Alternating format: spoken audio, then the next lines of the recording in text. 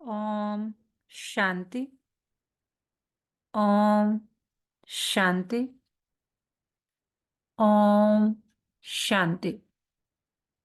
सभी रिलैक्स होकर बैठे, बुद्धि को चारों तरफ से हटाकर पूरा ध्यान भ्रिकुटी के मध्य में। ये मुझ आत्मा का निवास स्थान है। मैं आत्मा इस शरीर की मालिक हूँ। मैं आत्मा इन कर्मेंद्रियों की मालिक हूँ। मैं बहुत बहुत बहुत कोटों में कोई और कोई में भी कोई भाग्यवान आत्मा मैं हूँ कि परमपिता परमात्मा शिव बाबा ने मुझे अपना बनाया है और रोज मुझे गुणों से, शक्तियों से, ज्ञान से भरपूर करते जाते हैं।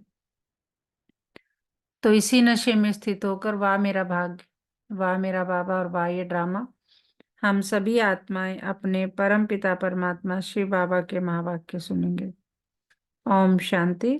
आज 14 फरवरी 2024 बाबा के महावाक्य हैं। पहले सुनते हैं मुरली का सार। मीठे बच्चे, अंतर्मुखी हो, अपने कल्याण का ख्याल करो। घूमने फिरने जाते हो तो एकांत में विचार सागर मंथन करो। अपने से पूछो, हम सदा हर्षित रहते हैं? क्या समझा रहे बाबा? कि अपने अपना कल्याण करने के लिए क्या होना है? अंतर्मुखी होकर रहना है। और जहां कहीं भी जाए वहां एकांत में बैठकर सागर मंथन करना है और हमें अपने से पूछना है कि क्या हम सदा हर्षित रहते हैं।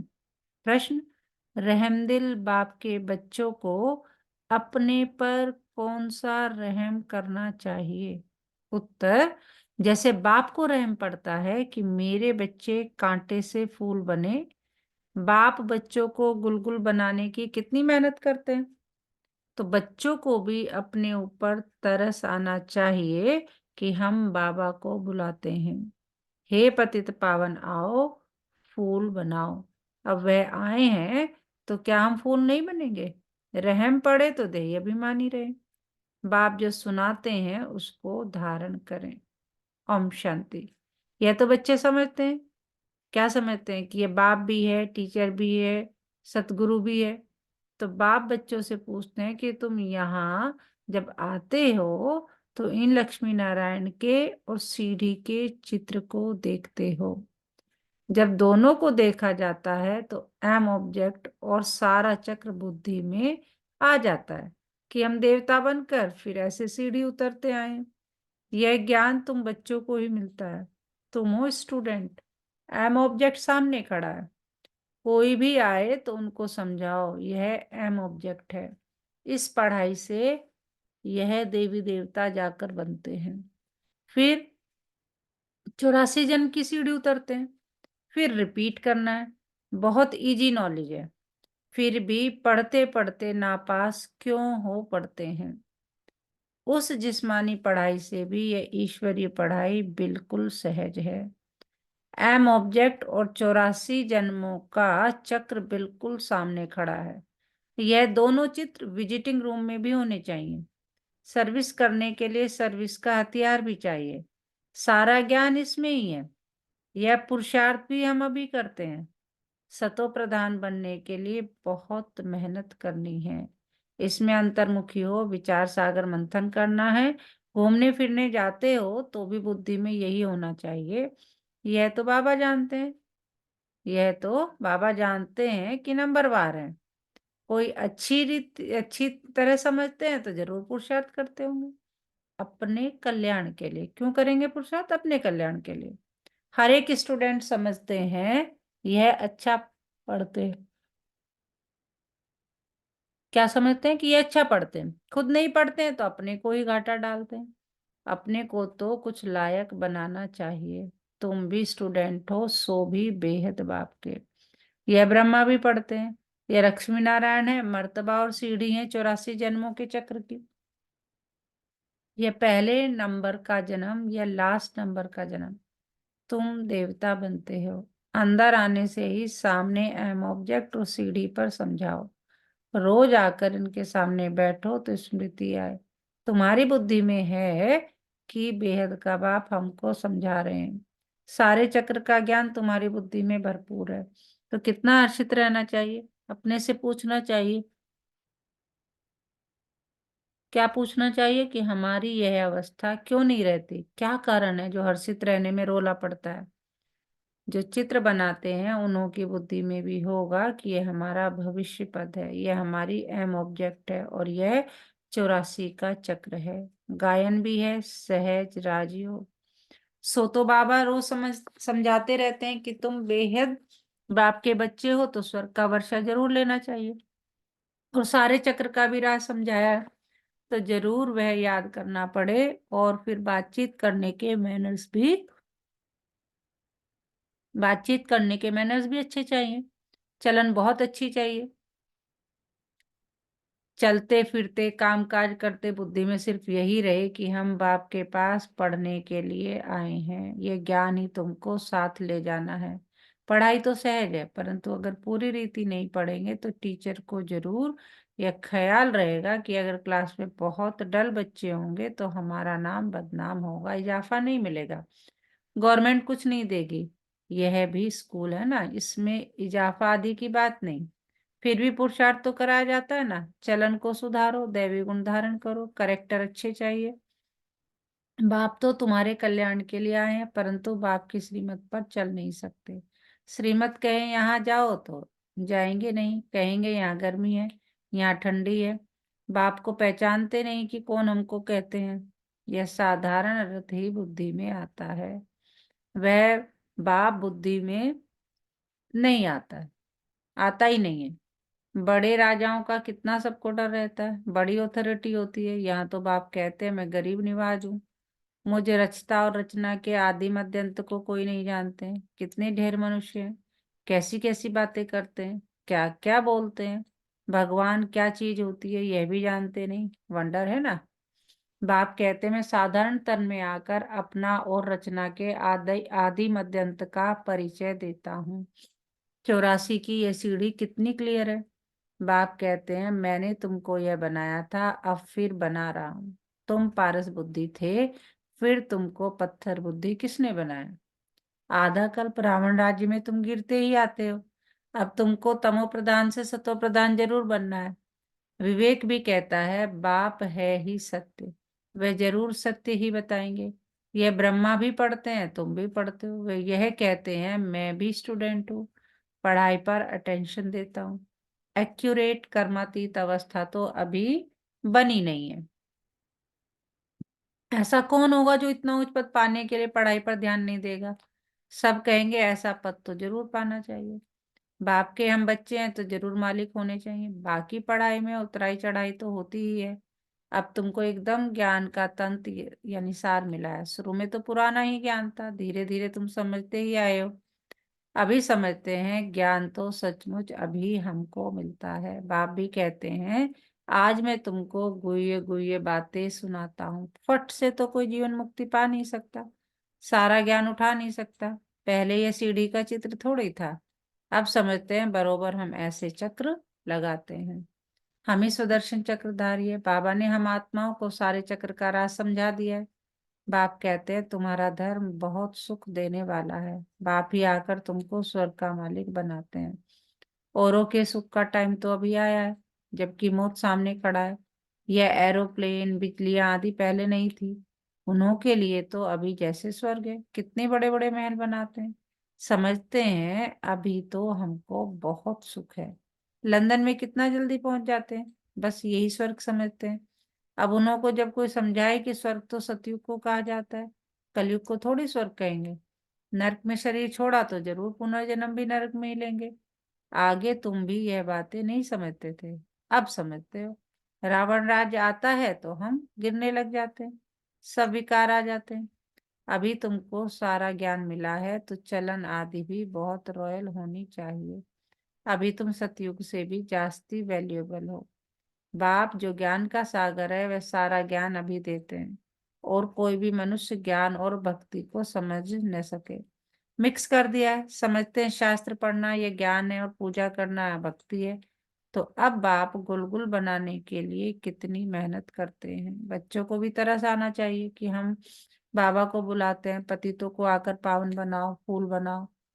अब बाप आए हैं तो अपने घर पर भी रहम करना चाहिए। क्या हम ऐसे फूल नहीं बन सकते? अब तक हम बाबा के दिल तख्त पर क्यों नहीं चढ़े हैं, अटेंशन नहीं देते? बाप कितना रहमदिल है, बाप को बुलाते ही है पतित दुनिया में कि आकर पावन बनाओ। तो जैसे बाप को रहम पड़ता है ऐसे बच्चों को भी रहम पड़ना चाहिए, नहीं तो सतगुरु के निंदक ठोर न पाए। यह तो किसको स्वप्न में भी नहीं होगा कि सतगुरु कौन। लोग गुरुओं के लिए समझ लेते हैं कि कहाँ श्राप न दे दें, अकृपा न हो जाए। बच्चा पैदा हुआ समझेंगे गुरु की कृपा हुई। यह है अल्पकाल के सुख की बात। बाप कहते हैं बच्चे अपने पर रहम करो, देही अभिमानी बनो तो सुधारना भी होगी। सब कुछ आत्मा ही करती है। मैं भी आत्मा को पढ़ाता हूँ, अपने को आत्मा पक्का समझो और बाप को याद करो। बाप को याद ही नहीं करेंगे तो विकर्म विनाश कैसे होंगे। भक्ति मार्ग में भी याद करते हैं, हे भगवान रहम करो। बाप लिबरेटर भी है तो गाइड भी है, यह भी उनकी गुप्त महिमा है। बाप आकर सब बतलाते हैं कि भक्ति मार्ग में तुम याद करते हो, मैं आऊंगा तो जरूर अपने समय पर, ऐसे जब चाहूं तब आऊं यह नहीं। ड्रामा में जब नूंद है तब आता हूँ, बाकी ऐसे ख्यालात भी कभी नहीं आते हैं। तुमको पढ़ाने वाला वह बाप है, यह भी उनसे पढ़ते हैं। वह तो कभी भी कोई खता भूल नहीं करते, किसको रंज नहीं करते। बाकी सब नंबरवार टीचर है। वह सच्चा बाप तुमको सत्य ही सिखलाते हैं। सच्चे के बच्चे भी सच्चे, फिर झूठे के बच्चे बनने से आधा कल्प झूठे बन पड़ते हैं। सच्चे बाप को ही भूल जाते हैं। पहले पहले तो समझाओ कि यह सतयुगी नई दुनिया है या पुरानी दुनिया है। तो मनुष्य समझे, यह प्रश्न बहुत अच्छा पूछते हैं। इस समय सभी में पांच विकार प्रवेश है, वहां पांच विकार होते नहीं। यह है तो बहुत सहज बात समझने की, परंतु जो खुद भी नहीं समझते तो प्रदर्शनी में क्या समझाएंगे। सर्विस के बदले डिस सर्विस करके आएंगे। बाहर में जाकर सर्विस करना मासी का घर नहीं है, बड़ी समझ चाहिए। बाबा हर एक की चलन से समझ जाते हैं। बाप तो बाप है, फिर तो बाप ही भी कहेंगे, यही ड्रामा में था। कोई भी आता है तो ब्रह्मा कुमारी का समझाना ठीक है। नाम भी ब्रह्मा कुमारी ईश्वरी विश्वविद्यालय है। नाम वाला भी किसका होना है, ब्रह्मा कुमारियों का होना है। इस समय सब पांच विकारों में हिरे हुए हैं। उन्हों को जाकर समझाना कितना मुश्किल होता है। कुछ भी समझते नहीं है, सिर्फ इतना कहेंगे ज्ञान तो अच्छा है, कुछ समझते नहीं है। विघ्न के पीछे विघ्न पड़ता रहता है, फिर युक्तियां भी रचनी पड़ती है। पुलिस का पहरा रखो, चित्र इंश्योर करा दो, यह यज्ञ है, इसमें विघ्न जरूर पड़ेंगे। सारी पुरानी दुनिया इनमें स्वाहा होनी है, नहीं तो यज्ञ नाम क्यों पड़े। यज्ञ में स्वाहा होना है, इसका रुद्र ज्ञान यज्ञ नाम पड़ा है। ज्ञान को पढ़ाई भी कहा जाता है। यह पाठशाला भी है तो यज्ञ भी है। तुम पाठशाला में पढ़कर देवता बनते हो, फिर यह सब कुछ इस यज्ञ में स्वाहा हो जाता है। समझा वही सकेंगे जो रोज प्रैक्टिस करते रहेंगे। अगर प्रैक्टिस नहीं होगी तो वह क्या बात कर सकेंगे। दुनिया के मनुष्यों के लिए स्वर्ग अभी है, अल्पकाल के लिए। तुम्हारे लिए स्वर्ग आधा कल्प के लिए होगा। यह भी ड्रामा बना हुआ है। विचार किया जाता है तो बड़ा वंडर लगता है। अब रावण राज्य खत्म हो, राम राज्य स्थापन होता है, इसमें लड़ाई आदि की कोई बात नहीं। यह सीढ़ी देख लोग बड़ा वंडर खाते हैं। तो बाप ने क्या क्या समझाया, यह ब्रह्मा भी बाप से ही सीखा है, जो समझाते रहते हैं। बच्चियां भी समझाती है, जो बहुतों का कल्याण करते हैं उन्हों को जरूर जास्ती फल मिलेगा। पढ़े हुए के आगे अनपढ़े जरूर भरी ढोएंगे। बाप रोज रोज जो है समझाते हैं। क्या समझाते हैं, अपना कल्याण करो। इन चित्रों को सामने रखने से ही नशा चढ़ जाता है, इसलिए बाबा ने कमरे में ये चित्र रख दिए हैं। एम ऑब्जेक्ट कितनी सहज है, इसमें करेक्टर्स बहुत अच्छे चाहिए। दिल साफ तो मुराद हासिल हो सकती है। अच्छा, मीठे मीठे सिकिलते बच्चों प्रति माता पिता बाप दादा का याद प्यार और गुड मॉर्निंग। रूहानी बाप की रूहानी बच्चों को नमस्ते। हम रूहानी बच्चों की रूहानी माता पिता बाप दादा को सर्व संबंधों से सिक प्रेम से दिल व जान से याद प्यार गुड मॉर्निंग नमस्ते बाबा नमस्ते, शुक्रिया बाबा शुक्रिया। हमें अपना बनाने के लिए, हमें रोज पढ़ाने के लिए, हमें पतित से पावन बनाने के लिए, हमें गुणों से, शक्तियों से, ज्ञान से भरपूर करने के लिए। तो सदा इसी नशे में रहें। पाना था जो पा लिया और क्या बाकी रहा, और वाह मेरा भाग्य, वाह मेरा बाबा, और वाह ये ड्रामा, और मैं बाबा का बाबा मेरा। धारणा के लिए मुख्य सार नंबर 1, सदा स्मृति में रखना है कि हम बेहद बाप के स्टूडेंट हैं। भगवान हमें पढ़ाते हैं, इसलिए अच्छी तरह पढ़कर बाप का नाम बाला करना है। अपनी चलन बड़ी रॉयल रखनी है। नंबर 2, बाप समान रहमदिल बन कांटे से फूल बनना और दूसरों को फूल बनाना है। अंतर्मुखी बन अपने व दूसरों के कल्याण का चिंतन करना है। वरदान आज की मुरली से, हलचल में दिल सशक्त होने के बजाय बड़ी दिल रखने वाले हिम्मतवान भव। कभी भी कोई शारीरिक बीमारी हो, मन का तूफान हो, धन में या प्रवृत्ति में हलचल हो, सेवा में हलचल हो, उस हलचल में दिल सशक्त नहीं बनो, बड़ी दिल वाले बनो। जब हिसाब किताब आ गया, दर्द आ गया, तो उसे सोच सोच कर दिल सशक्त बन बढ़ाओ नहीं, दिल से सशक्त बनकर उसे बढ़ाओ नहीं, हिम्मत वाले बनो। ऐसे नहीं सोचो हाय क्या करूं, हिम्मत नहीं हारो, हिम्मतवान बनो तो बाप की मदद स्वतः मिलेगी। स्लोगन, किसी की कमजोरी को देखने की आंखें बंद कर मन को अंतर्मुखी बनाओ। किसी की कमजोरी को देखने की आंखें बंद कर मन को क्या बनाना है, अंतर्मुखी बनाओ।